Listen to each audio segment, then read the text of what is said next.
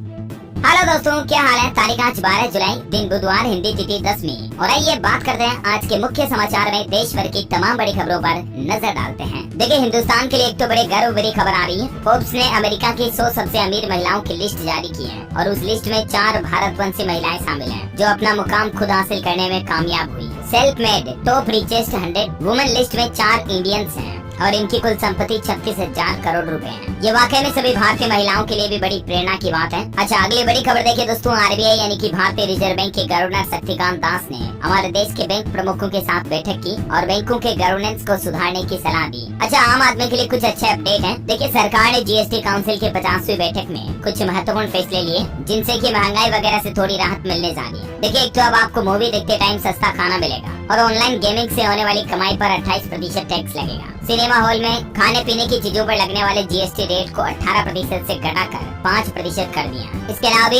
LD slack fly ash पर भी GST 18% से घटाकर 5% किया गया, जबकि इमिटेशन ज्वेलरी जरी धागे पर जीएसटी को 12% से घटाकर 5% कर दिया। यानी कि आर्टिफिशियल ज्वेलरी वगैरह भी सस्ती होगी इससे। अच्छा, एक सबसे बड़ा अच्छा फैसला तो ये लिया गया दोस्तों, कैंसर की दवाइयाँ सस्ती होगी, क्योंकि कैंसर की इम्पोर्टेड दवाओं पर अब कोई भी टैक्स नहीं लगेगा। जो मतलब कैंसर की दवाएं भारत में बाहर से इंपोर्ट की जाती है ना दूसरे देशों से, उनको सरकार ने बिल्कुल टैक्स फ्री कर दिया है। अच्छा, इसके अलावा हॉर्स रेगिंग और ऑनलाइन गेमिंग पर 28% टैक्स देना पड़ेगा। तो ये कुछ जीएसटी काउंसिल की 50वीं मीटिंग में महत्वपूर्ण फैसले लिए गए। देश की वित्त मंत्री निर्मला सीतारमण भी इस बैठक में मौजूद रही। चलिए अगली बड़ी खबर देखिए आप। सरकारी कर्मचारियों के लिए भी महंगाई भत्ते को लेकर सरकार ने फैसला लिया है। सीबीएसई वर्कर्स की सैलरी में इजाफा यानी कि बढ़ोतरी होगी इससे। ये बहुत ही अच्छी गुड न्यूज है गवर्नमेंट एम्प्लॉइज के लिए। केंद्र सरकार ने सीपीएसई यानी कि सेंट्रल पब्लिक सेक्टर एंटरप्राइजेज के जो कर्मचारी हैं, उनके लिए फैसला लेते हुए महंगाई भत्ते को बढ़ा दिया है। 1 जुलाई 2023 से ये बढ़ा हुआ महंगाई भत्ता मिलेगा। और अब इन कर्मचारियों को कितना डीए मिलेगा इस बढ़ोतरी के बाद, जिसकी जानकारी भी आप देख सकते हैं। जिनकी बेसिक सैलरी 3500 रूपए है उनके लिए, और जिनकी बेसिक सैलरी 6500 रूपए है उनके लिए कितनी बढ़ोतरी कर दी गई है ना। और वहीं देखिए, भारत के लिए एक और बड़ी अच्छी रिपोर्ट सामने निकल कर आ रही है। यूएन की रिपोर्ट में खुलासा हुआ है कि भारत में पिछले 15 साल में 41 करोड़ 50 लाख लोग गरीबी से बाहर निकले। ये आंकड़े दोस्तों मल्टी डायमेंशनल पुअर्टी के, यानी कि अलग अलग तरीके की गरीबी भारत में पिछले 15 सालों के दौरान कम हुई। यूएन की हालिया ताजा रिपोर्ट में ये दावा किया गया। और इतना ही नहीं, यूएन ने तो ये आंकड़े सामने आने के बाद भारत सरकार की तारीफ भी की कि 15 सालों में भारत में करोड़ों लोगों की जिंदगी में काफी सुधार हुआ है। अच्छा, गोल्डमैन सैच्स की रिपोर्ट में ये बात भी सामने आई दोस्तों कि साल 2075 तक भारत अमेरिका को भी पछाड़कर दुनिया की सेकंड लार्जेस्ट इकोनॉमी बन सकता है, यानी दुनिया की दूसरी सबसे बड़ी अर्थव्यवस्था। रिपोर्ट में अनुमान लगाया गया है कि भारत की अर्थव्यवस्था $52.5 ट्रिलियन की होगी, जो अमेरिका से बड़ी होगी और चीन के बाद दूसरे स्थान पर होगी। और ये वाकई में भारत के लिए बड़ा सुनहरा पल होगा। जरा सोचिए, दुनिया में सेकंड मोस्ट पावरफुल कंट्री बन जाएगा हमारा इंडिया। और इसी बात पर एक लाइक तो बनता है यार दोस्तों। सच्चा हिंदुस्तानी दिल बसता अगर आप में भी, तो एक लाइक जरूर करेंगे आप इस वीडियो पर। और हाँ, एक और बात याद दिला दूं आपको, अगर आपने डीएलएस न्यूज चैनल को सब्सक्राइब भी नहीं कर रखा तो कर लीजिएगा, क्योंकि दोस्तों डीएलएस न्यूज पर डेली आपको 50 से 100 काम की बड़ी महत्वपूर्ण खबरें, मुख्य समाचार मिल जाते हैं। तो फटाफट से सब्सक्राइब करके बेल आइकन दबा दो। और मैं आपका समय वेस्ट नहीं करते हुए सीधा ले चलता हूँ आपको अगले अपडेट में। तो देखिए, भारत में यूसीसी और धार्मिक विवादों के बीच राष्ट्रीय सुरक्षा सलाहकार अजीत डोभाल का कहना है कि हिंदुस्तान में कोई धर्म खतरे में नहीं है। अजीत डोभाल बोले कि देश में इस्लाम का भी अद्वितीय और महत्वपूर्ण स्थान है। अच्छा, हाल ही में जो पश्चिम बंगाल में पंचायत चुनाव हुए, काफी हिंसा भी हुई, कई लोगों की मौत भी हुई थी इसमें। तो दोस्तों, इस चुनाव के नतीजे आ चुके हैं। ज्यादातर सीटों पर टीएमसी की जीत हुई, दूसरे स्थान पर बीजेपी रही। आंकड़ों के मुताबिक टीएमसी ने ग्राम पंचायत की 18,606 सीटें जीती, जबकि भाजपा को 4,482 सीटें मिली। ओबीसी की पार्टी को महज 3 सीटें ही मिली। अगली बड़ी खबर देखिए, अडानी हिंडनबर्ग मामले पर सुनवाई टली। सुप्रीम कोर्ट ने कहा सेबी का एफिडेविट देखने के लिए समय चाहिए, अगली सुनवाई 14 अगस्त को होगी। अच्छा, वहीं भारतवासियों के लिए एक और अच्छी खबर है दोस्तों। टाटा ग्रुप अगस्त में पूरा करेगा विस्टोन प्लांट का अधिग्रहण, और इसके टेक ओवर होने के बाद आईफोन बनाने वाली पहली भारतीय कंपनी भी बन जाएगी टाटा कंपनी। यानी जरा सोचिए, अब आपको आईफोन ना सिर्फ मेड इन इंडिया देखने को मिलेंगे, बल्कि मेड बाय टाटा। कितना अच्छा लगेगा ना। अच्छा, एक अपडेट बता दूं आपको, 2 करोड़ से ज्यादा लोगों ने इनकम टैक्स फाइल कर दिया, आईटीआर रिटर्न भर दिया मतलब। और क्योंकि इसकी लास्ट डेट 31 जुलाई ही है, इसी महीने की आखिरी तारीख, तो अगर आप भी भरते हैं आईटीआर रिटर्न, अभी तक नहीं भरा तो जल्दी से भर ले, है ना। अच्छा, वहीं सरकार ने फैसला लिया है लाइटर और पानी की बोतलों के लिए अनिवार्य गुणवत्ता मानक लागू करने के निर्देश जारी किए हैं। और इन गुणवत्ता नियंत्रण मानकों के मुताबिक अब किसी भी तरह के लाइटर या पानी की बोतल या इस तरह के उत्पाद को बाजार में नहीं बेचा जा सकेगा जिन पर BIS यानी ब्यूरो ऑफ इंडियन स्टैंडर्ड, भारतीय मानक ब्यूरो का चिन्ह न हो। ऐसे प्रोडक्ट मार्केट में नहीं बिकेंगे। BIS का लोगो अनिवार्य होगा, है ना। चलिए अगला अपडेट देखिए। गुजरात में आयुष्मान कार्ड की सीमा को डबल कर दिया है। अब 5 लाख की बजाय 10 लाख तक का इलाज मुफ्त मिलेगा। गुजरात के मुख्यमंत्री भूपेंद्र पटेल की तरफ से घोषणा करते हुए कहा कि अब तक गुजरात में 1,79,00,000 लोगों को आयुष्मान कार्ड जारी किए जा चुके हैं। तो करोड़ों लोगों को अब इस स्कीम का, इस योजना का फायदा डबल मिलने वाला है। जो पहले 5 लाख रुपए तक की धनराशि थी उसको बढ़ाकर 10 लाख रुपए कर दिया है और इसका फायदा मिलना भी कल से ही शुरू हो गया है ना। और महंगाई पर अपडेट आ रहा दोस्तों कि अभी टमाटर वगैरह सब्जियों की रेटें काफी ज्यादा महंगी चल रही है ना। तो इसके चलते इस महीने जुलाई में 6% पहुंच सकती है खुदरा महंगाई दर, यानी रिटेल इन्फ्लेशन रेट में भी बढ़ोतरी हो सकती है। हालांकि सरकार ने दोस्तों गेहूं की बढ़ती कीमतों पर कंट्रोल लगाने की तैयारी कर ली है। केंद्र सरकार अब ओपन मार्केट में सस्ता गेहूं बेचेगी ताकि लोगों को सस्ता आटा मिल सके। और जब सरकार खुद मार्केट में गेहूं को रिटेल करेगी तो जाहिर सी बात है व्यापारी भी फिर मार्केट में कम कीमतों पर लोगों को गेहूं दे पाएंगे ताकि आम आदमी को कम से कम खाने का आटा तो सस्ता मिल सके, है ना। और अगली बड़ी खबर देखिए आप। ईडी डायरेक्टर का कार्यकाल तीसरी बार बढ़ाना गैर कानूनी है। सुप्रीम कोर्ट ने नई नियुक्ति का आदेश दिया और 31 जुलाई तक अपने पद पर ही रहेंगे अब मिश्रा। संजय कुमार मिश्रा का कार्यकाल तीसरी बार बढ़ाया गया केंद्र सरकार की तरफ से। इस पर सुप्रीम कोर्ट का कहना है कि ये गैर कानूनी है। 31 तारीख तक उनको पद पर रखा जाएगा, उसके बाद हटाया जाएगा। अच्छा, बिहार की विधानसभा में कल देखिए थोड़ा हंगामा सा हो गया। भाजपा विधायकों ने कुर्सियां फेंकी। लैंड फॉर जॉब केस में तेजस्वी का इस्तीफा मांगा। 16 मिनट में कार्यवाही भी स्थगित करनी पड़ी।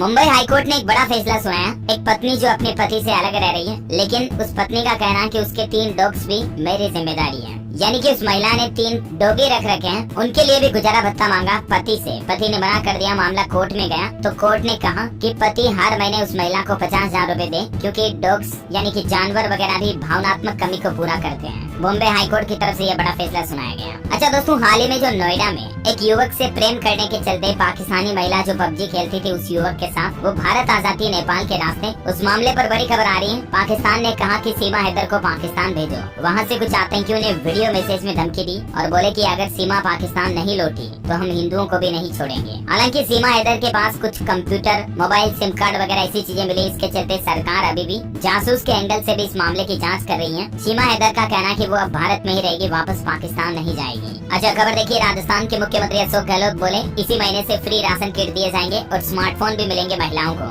डबल इंजन सरकार जो नहीं कर पाई वो हमारी सिंगल इंजन सरकार ने कर दिया। एक और अनाउंसमेंट किया उन्होंने कि हर साल 15% बढ़ेगी राजस्थान में 1 करोड़ लोगों की पेंशन। सरकार जल्द ही राजस्थान विधानसभा में इस तरह का मिनिमम गारंटी इनकम बिल भी लेकर आएगी और इस बिल के पास होने के बाद देश में ऐसा करने वाला पहला राज्य बन जाएगा राजस्थान राज्य, है ना। और वैसे दोस्तों, राजस्थान के दौसा जिले के लालसोट कस्बे में कल से श्रीमद् भगवत कथा का शुभारंभ हुआ जो कि 17 जुलाई तक चलेगी। और खबर है कि इस कथा के समापन मौके पर यानी 17 तारीख को बागेश्वर धाम के पंडित धीरेन्द्र कृष्ण शास्त्री भी आएंगे। इस कथा की शुरुआत में 5100 कलश के साथ शोभा यात्रा निकाली गई। 40,000 लोगों के लिए व्यवस्था भी की गई। ये कुछ तस्वीरें आप देख सकते हैं। अच्छा, बड़ी खबर देखिए। यूसीसी यानी यूनिफॉर्म सिविल कोड समान नागरिक संहिता कानून पर लॉ कमीशन को अब तक 46 लाख सुझाव मिले हैं देश भर से अलग अलग लोगों और एक्सपर्ट के द्वारा। और कुछ चुनिंदा सुझाव देने वालों को चर्चा के लिए सरकार ने खुद बुलाया भी है। हालांकि इसकी लास्ट डेट 14 जुलाई है। तब तक आप भी अपने ओपिनियन सरकार तक पहुंचा सकते हैं इस यूनिफॉर्म सिविल कोड के जरिए। अभी हमारे देश में दोस्तों गोवा एकमात्र ऐसा राज्य है जहां यूसीसी यानी यूनिफॉर्म सिविल कोड लागू है अभी।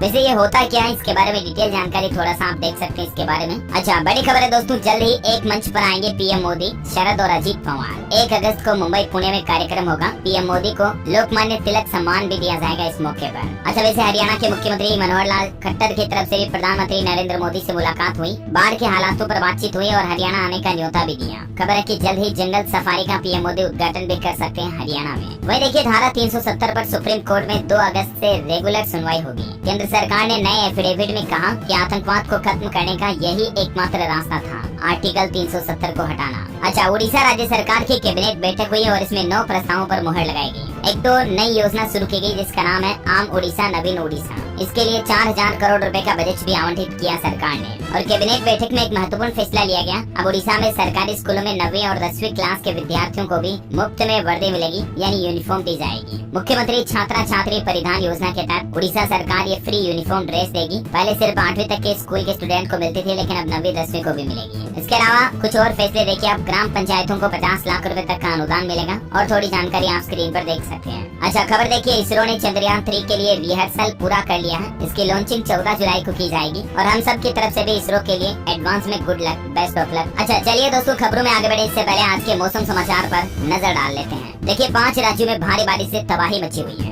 72 घंटों में 76 लोगों की मौत हो गई। उत्तराखंड में तो अभी भी भारी बारिश का अलर्ट है। हालांकि अमरनाथ यात्रा को फिर से शुरू किया गया। हिमाचल के स्कूलों में मानसून का ब्रेक लगा। HAS पेपर की डेट को पोस्टपोन कर दिया। बारिश से आई आपदा में अब तक 27 लोगों की मौत तो सिर्फ हिमाचल में हो गई। 4 लोग अभी भी लापता हैं। तो वहीं इधर पंजाब में भी मानो जल प्रलय सी आ रही है। 5 लोगों की जान चली गई, 3 और लोग बह गए। बारिश थमी लेकिन अभी भी पंजाब में 200 से ज्यादा गाँव बाढ़ की चपेट में है। ये कुछ तस्वीरें आप देखिए। पंजाब के 13 जिलों में बाढ़ का असर देखा जा रहा है। आर्मी और NDRF की टीमें भी बचाव और राहत कार्यों के लिए जुटी हैं और पंजाब के बाढ़ प्रभावित जिलों को ग्रांट भी जारी किया गया है। रैपिड रेस्पॉन्स टीमों का गठन किया गया है। 2 टुकड़ियां रेस्क्यू ऑपरेशन में लगाई गई है SDRF की। हरियाणा में भी कुछ ऐसे हालात चले। देखिए आप, बाढ़ से 3 लोगों की मौत हो गई। अम्बाला में महिला समेत 2 और पानीपत में एक किसान की जान चली गई। दिल्ली अमृतसर हाईवे को खोला गया। और हिमाचल की तो ये देखिए आप कुछ तस्वीरें। बारिश से तबाही मची हुई है। लैंडस्लाइड से कई सड़कें बंद हो गई। हवाई रेल रूट तक भी प्रभावित है। खाने पीने के सामान की सप्लाई करने के लिए ड्रोन का इस्तेमाल किया जा रहा है। हिमाचल कुल्लू में भी देखिए 2 जगह बादल फट गए।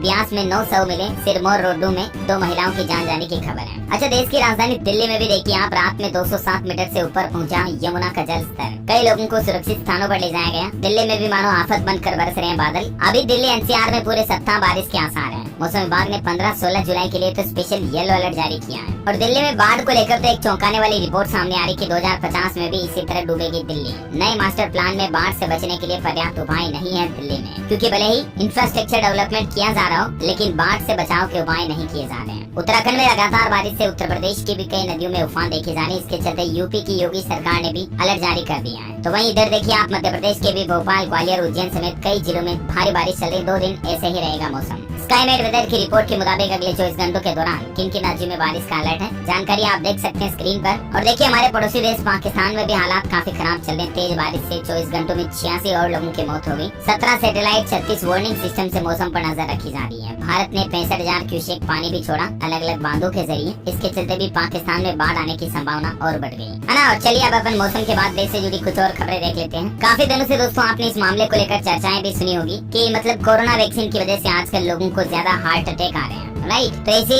अफवाहों के बाजार को लेकर अब ICMR की रिसर्च भी सामने आ चुकी है। Indian council of medical research organisation का कहना है कि कोरोना वैक्सीन का दिल के दौरे यानी हार्ट अटैक से कोई संबंध नहीं है। ICMR ने आंकड़े जारी करते हुए कहा कि साल 2019 में भी 1,79,00,000 लोगों की हार्ट अटैक से मौत हुई थी, जबकि उस वक्त तो कोरोना की वैक्सीन भी नहीं लगी थी। अच्छा, खबर है कि रक्षा मंत्री राजनाथ सिंह ने मलेशिया में HAL के क्षेत्रीय कार्यालय का उद्घाटन किया। भारतीय रक्षा PSU को इससे फायदा होगा। वही देखिए दोस्तों, उत्तर प्रदेश में सस्ती बिजली का रास्ता साफ हो चुका है। योगी सरकार के कई फैसलों से लोगों को राहत मिलने वाली है। कैबिनेट ने कई मुहर लगा दी है। देखिए, एक तो यूपी में लोगों को अब सस्ती बिजली इसलिए मिलेगी क्योंकि 18,000 करोड़ रुपए की लागत से जल्द ही प्रदेश में 2 बड़े थर्मल पावर प्लांट लगाए जाएंगे। एक तो देखिए आप 1600 मेगावाट क्षमता की ओबरा डी तापीय परियोजना को भी मंजूरी मिल चुकी है। तो जाहिर सी बात है प्रदेश में बिजली की सप्लाई अब बढ़ेगी तो आने वाले समय में भी लोगों को सस्ती बिजली मिल सकेगी, है ना। इसके अलावा देखिए आप उत्तर प्रदेश में खिलाड़ियों को घर बैठे खेल सुविधाओं की जानकारी भी मिलेगी। इतना ही नहीं, खेल योजनाओं व उनमें प्रवेश करने के लिए भी आप ऑनलाइन आवेदन कर पाएंगे। दरअसल दोस्तों, योगी सरकार की तरफ से खेल साथी पोर्टल लॉन्च किया गया और इस पर युवाओं को खेल से संबंधित सारे अपडेट्स एक ही पोर्टल पर मिल जाएंगे। इसका एड्रेस है खेलसाथी.in। अच्छा, कर्मचारियों के लिए भी खबर है। एक जिले से दूसरे जिले में परस्पर तबादले यानी कि ट्रांसफर के आवेदन भी शुरू हो चुके हैं। बेसिक शिक्षा विभाग में 18 जुलाई तक आवेदन कर पाएंगे। वहीं देखिए योगी सरकार का एक और प्लान, यूपी में शैक्षणिक संस्थाओं से बाहर होंगे माफिया और अपराधी। सिर्फ साफ सुथरी छवि वाले लोगों को ही जगह मिलेगी। ऐसे टीचर या ऐसे कोई भी कर्मचारी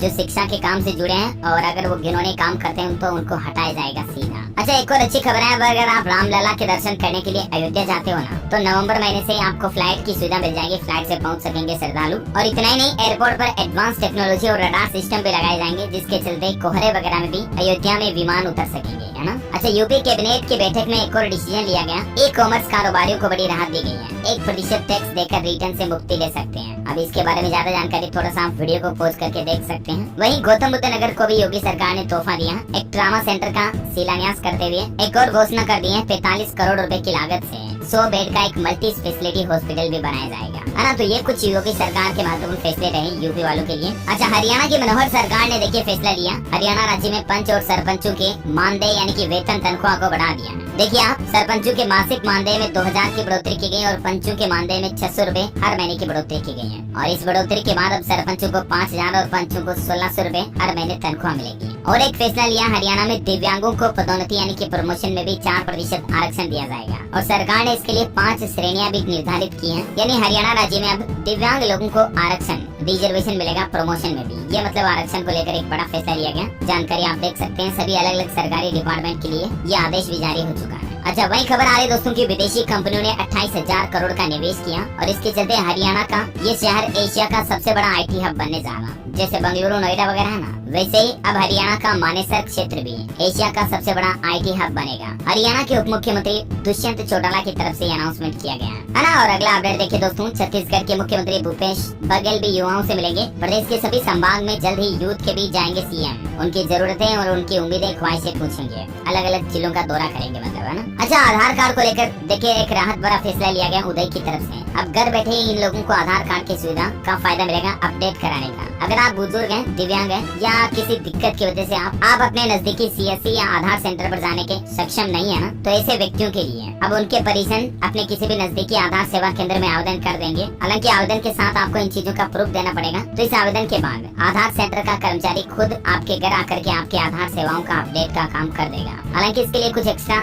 शुल्क वगैरह आपको देना पड़ेगा, जिसकी जानकारी भी आप देख सकते हैं। अच्छा, वही खबर है दोस्तों, बेंगलुरु के लोग QR कोड के जरिए पुलिस और BBMP से जुड़ी शिकायत और फीडबैक सीधे दर्ज करा सकेंगे। ये नई सुविधा शुरू की गई है बेंगलुरु के नागरिकों के लिए पुलिस की तरफ से। अच्छा, हमारे देश के प्रधानमंत्री नरेंद्र मोदी कल 13 जुलाई से फ्रांस की यात्रा पर रवाना होंगे। और खबर है दोस्तों कि इस दौरे के दौरान रक्षा ही नहीं बल्कि फ्रांस और भारत के बीच कारोबार से संबंधित संबंधों पर भी कोई फैसला लिया जा सकता है। प्रधानमंत्री नरेंद्र मोदी के भव्य स्वागत के लिए फ्रांस देश तैयार है, ये कहना है वहाँ के राष्ट्रपति का भी। अच्छा, देखिए आप बड़ी खबर, बिना पूंजी लगाए आप दोना पत्तल या पॉपकॉर्न उद्योग शुरू करना चाहते हैं तो कर सकते हैं। उत्तर प्रदेश में खादी ग्रामोद्योग फ्री में आपको हाईटेक मशीनें भी देगा। 20 जुलाई तक आप इस योजना के लिए आवेदन कर सकते हैं। 18 से 45 साल तक के लोगों को इस योजना का फायदा मिलेगा। उत्तर प्रदेश खादी एवं ग्रामोद्योग बोर्ड ने दोना पत्तल और पॉपकॉर्न बनाने का काम करने वाले परंपरागत कारीगरों और स्वरोजगार की रुचि रखने वाले ग्रामीणों के लिए ये फैसला किया है। इस योजना के बारे में विशेष जानकारी के लिए आप इस कॉन्टेक्ट नंबर पर संपर्क भी कर सकते हैं, है ना। और छत्तीसगढ़ में देखिए दोस्तों एक नया नियम बना दिया। अब प्रदेश में MBBS प्रवेश नियम में 25 साल अधिकतम उम्र रहेगी, NMC में तय नहीं होगी। मेडिकल की पढ़ाई करने वाले स्टूडेंट्स के लिए छत्तीसगढ़ राज्य में ये स्पेशल नियम लागू कर दिया। अच्छा, बड़ी खबर देखिए, दिवालिया होने वाले थे ये 2 बैंक, RBI ने इनका लाइसेंस रद्द कर दिया। हालांकि रिजर्व बैंक का कहना है कि ग्राहकों को उनका जमा पैसा वापस दिया जाएगा। RBI ने कर्नाटक और महाराष्ट्र के 2 कोऑपरेटिव बैंकों के लाइसेंस रद्द किए हैं। वो कौन कौन से बैंक है जानकारी आप देख सकते हैं। इन बैंक में जमा खाता धारकों का DICGC एक्ट के तहत 5 लाख रुपए तक का जमा पैसा मिल जाएगा। अच्छा, बड़ी खबर देखिए, प्रधानमंत्री नरेंद्र मोदी से मिले मुस्लिम वर्ल्ड लीग के नेता अल इस्सा। भारत के साथ संबंधों पर चर्चा भी हुई। मुस्लिम वर्ल्ड लीग के जनरल सेक्रेटरी अभी भारत दौरे पर हैं और इन्होंने देश के PM मोदी से मुलाकात भी की। कुछ तस्वीरें आप देख सकते हैं। और इसी दौरान अजीत डोभाल भी बोले कि इस्लाम भी महत्वपूर्ण गौरव स्थान रखता है भारत में। अच्छा, खबर है कि हिमाचल प्रदेश में स्थापित होंगे CNG स्टेशन। प्रमुख शहरों को मिलेगी PNG की सुविधा भी। भारत सरकार द्वारा हिमाचल के इन शहरों में ये स्टेशन शुरू किए जाएंगे। एजुकेशन पर खबर आ रही दोस्तों, बिहार के लाखों युवाओं के लिए अच्छी खबर है। बिहार में जो टीचर भर्ती निकली हुई है ना, उसमें आवेदन करने की तारीख को 15 जुलाई तक बढ़ा दिया और महिलाओं में उम्र सीमा में छूट की घोषणा भी की गई है। हिमाचल प्रदेश में भी विद्यार्थियों के लिए राहत की खबर है। कॉलेजों में अब 15 जुलाई तक एडमिशन ले सकेंगे। शिक्षा निदेशालय की तरफ से तारीख बढ़ाई गई। अच्छा, वही खबर देखिए आप, हनी ट्रैप में फंसा विदेश मंत्रालय का एक कर्मचारी, उसको अरेस्ट कर लिया गया। हालांकि अंजलि नाम की एक लड़की से इसकी दोस्ती हुई ऑनलाइन फेसबुक वगैरह पर, और फिर इस कर्मचारी ने G20 के सीक्रेट डॉक्यूमेंट भी उस लड़की को WhatsApp पर भेज दिए। देखिए प्यार में कितने पागल हो जाते हैं, देश की सुरक्षा का भी इनको ख्याल नहीं है। और वो भी प्यार कौन सा, झूठा प्यार, फंसाने वाला। अच्छा, वही खबर है कि केंद्रीय गृह मंत्री अमित शाह मध्य प्रदेश के भोपाल में पहुंचे और वहां MP के CM शिवराज सिंह चौहान ने इनका स्वागत भी किया। इस दौरान अमित शाह ने मध्य प्रदेश में घोषणा की है कि विजय संकल्प अभियान शुरू करेगी BJP। देश की राष्ट्रपति द्रौपदी मुर्मू भी 13 जुलाई को मध्य प्रदेश ग्वालियर का दौरा करेगी। यहाँ ट्रिपल ITM के दीक्षा समारोह में शामिल होंगी। वैसे आपको बता दूं, इसके दूसरे दिन 14 जुलाई को राजस्थान के सीकर में खाटू श्याम जी का दौरा भी करेंगे देश के राष्ट्रपति द्रौपदी मुर्मू। सीकर प्रशासन 10 दिन से उनके आने की तैयारियों में जुटा है। करीब 1000 पुलिस कर्मी सुरक्षा में भी तैनात रहेंगे। और हाँ, हम मध्य प्रदेश की बात कर रहे थे ना, कुछ और अपडेट आपको बता दूं MP से। देखिए मध्य प्रदेश के पहले CM राज्य स्कूल भवन का लोकार्पण 17 जुलाई को होगा। स्कूल चले हम अभियान का शुभारंभ करेंगे मुख्यमंत्री शिवराज सिंह। वही खबर है कि 22 साल बाद MP में सरकार बदलेगी कर्मचारियों की प्रशिक्षण नीति।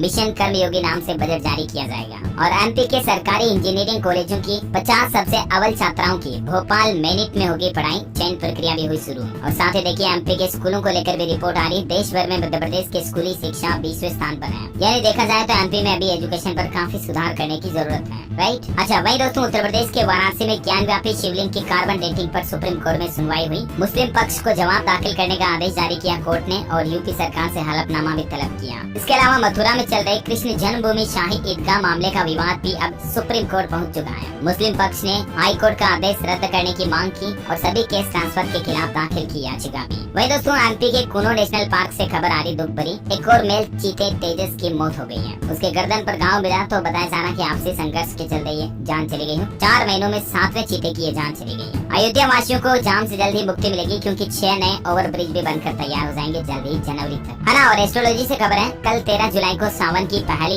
एकादशी रहेगी। गुरुवार एकादशी और सावन के योग में है। शिव जी, विष्णु जी और बृहस्पति जी की पूजा आपको करनी चाहिए क्योंकि कल गुरुवार भी है। चने की दाल का दान करना चाहिए, शुभ रहता है। और आज के राशिफल पर नजर डालें तो देखिए वृश्चिक राशि वालों को रुका हुआ पेशा और धनु राशि के लोगों को पुराने निवेश से फायदा मिलने के योग बन रहे हैं। मेष राशि के लोग पुरानी गलतियों का अवलोकन करते हुए आगे बढ़े और सिंह राशि के लोगों को कोई उपहार भी मिल सकता है ना। और दोस्तों आप मुझे कमेंट करके बताइए कि एटीएम का फुल फॉर्म क्या होता है, पूर्ण रूप क्या है। 4 ऑप्शन दिए हुए हैं मैंने, आप कमेंट करके बताइए ABCD which is right option. सही जवाब देने वाले लोगों को रैंडमली सेलेक्ट होने पर DLS न्यूज टीम की तरफ से एक शानदार सरप्राइज गिफ्ट जीतने का मौका मिलेगा। और इसी के साथ अगर आपको वीडियो अच्छा लगा तो इसे लाइक करना, शेयर भी करना। DLS न्यूज चैनल को सब्सक्राइब करके बेल आइकन जरूर दबा देना ताकि आप ऐसे ही काम की महत्वपूर्ण खबरों से हमेशा अपडेट रह पाएंगे। ओके, मिलेंगे अगले नेक्स्ट अपडेट में। तब तक के लिए ख्याल रखिएगा अपने आप का, अपने परिवार का। जय हिंद, जय भारत, वंदे मातरम।